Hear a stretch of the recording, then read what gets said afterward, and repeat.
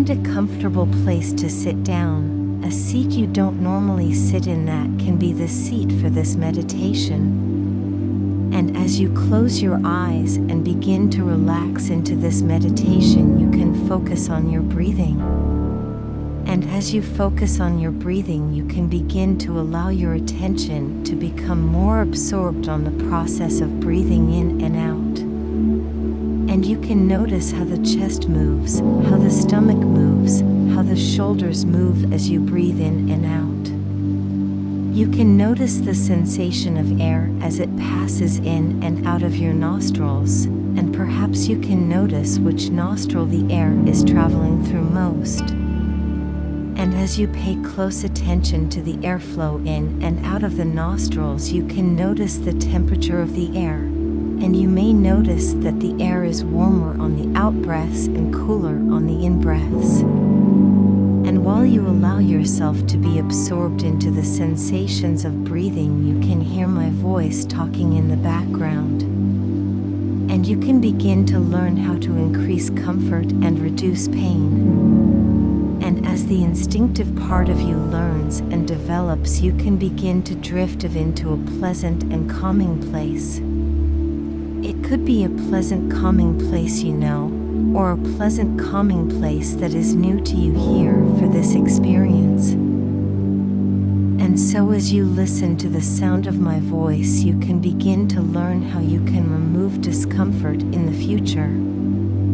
And this may sound unusual, but you know where the discomfort is, and you know that discomfort is there, and you know which areas of your body don't have discomfort. And you know the discomfort isn't in what you are resting on, it isn't in your bed, the discomfort isn't in any of the seats in your house, or in any seats in any other location. And the discomfort isn't in any room in your house or any rooms in any other buildings. The discomfort isn't in any vehicles or any other specific location. The discomfort is only in that one location you know it to be. And as you listen to this, you will be presented with ideas, and some of these ideas won't match with your situation, and other ideas will fit just right, and some ideas you can adjust on an instinctive level so that they fit just right.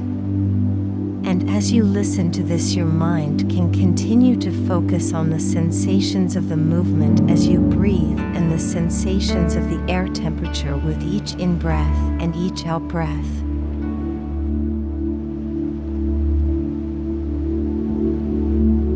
Many children wonder why adults don't take their hair home from the hairdressers.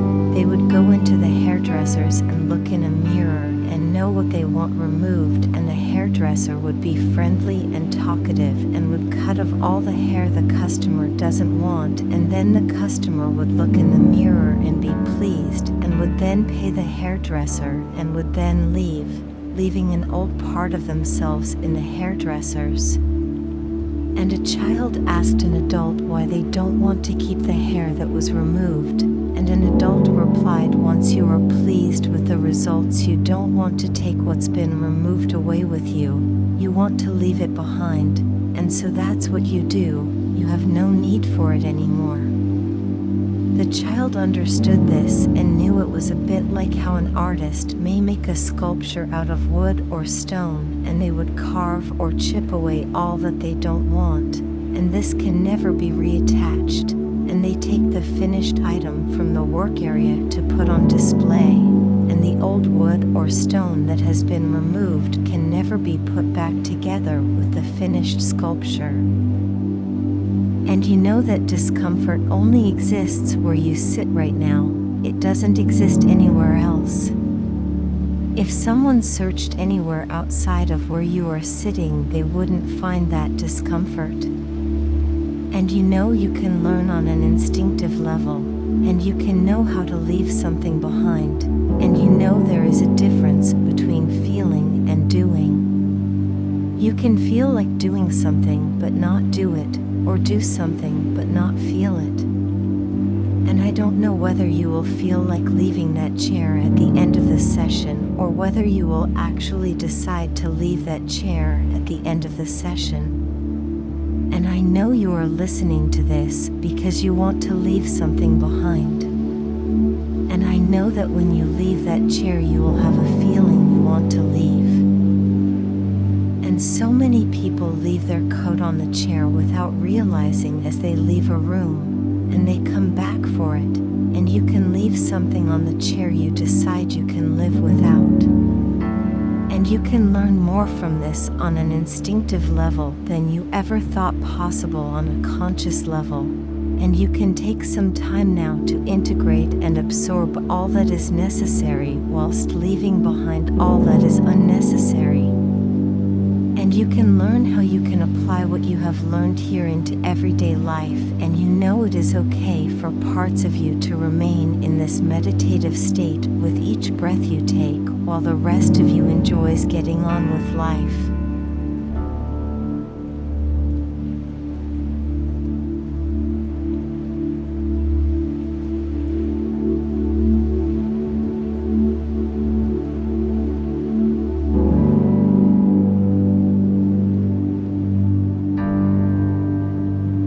And some people find focusing in on the sensations of pain and noticing individual sensations helps to take the focus off the experience of pain. Others find focusing outside of the pain and on something else helps to relieve the pain, and learning to be able to hold that focus where it is helpful is a skill you can develop. And others find what works best for them is to notice the pain and then, whilst remaining as still as possible and noticing what size it is, what shape it is, where it is located, what texture it has, what color it is. And then noticing what happens when you change the size, what happens to the pain when you make it larger, what happens when you make it smaller. What happens when you change the shape, perhaps making it more round or more jagged? What happens as you try different shapes? What happens when you move it to a new location, even if that location is just a short distance from the original location? What happens when you change the texture of that pain, perhaps making it smoother or more rough? What happens when you change the color, perhaps getting rid of all color, or maybe making the color one you would associate with comfort? And the instinctive part of you can learn from this experience to know which changes to make to the representation of the pain to change the experience. And it can make those changes when it needs to do so. And the instinctive mind can't be told what to do. Sometimes you just need to let it know what you would like it to do, and then let it make the changes itself. And you can take a moment now to ask the instinctive part of you to make those changes, and can let it know a realistic time frame you would like those changes to happen within, and then let the instinctive part of you do what it needs to do to make those changes for you. And pain is made up of three components: past remembered pain, current experienced pain, and future anticipated pain. And by being aware you had pain in the past, and aware you are experiencing pain now, and aware you may experience pain in the future, this makes the pain worse. By learning to leave painful memories in the past and thoughts of future pain in the future, you can focus on the present. And as you develop this ability, you will be reducing 2/3 of the pain even without addressing the current pain. And the more pure you can make your focus on the present, the more the experience of pain will reduce. And to reduce that pain further, the instinctive part of you can apply what you have been learning, and relaxation also reduces pain. So the more you relax as you do this, the more that discomfort will reduce. And you can take all the time you need before finding your way back from this meditation. And as you do, the instinctive part of you can learn how to allow parts of your body to enter meditation independently of the rest of you.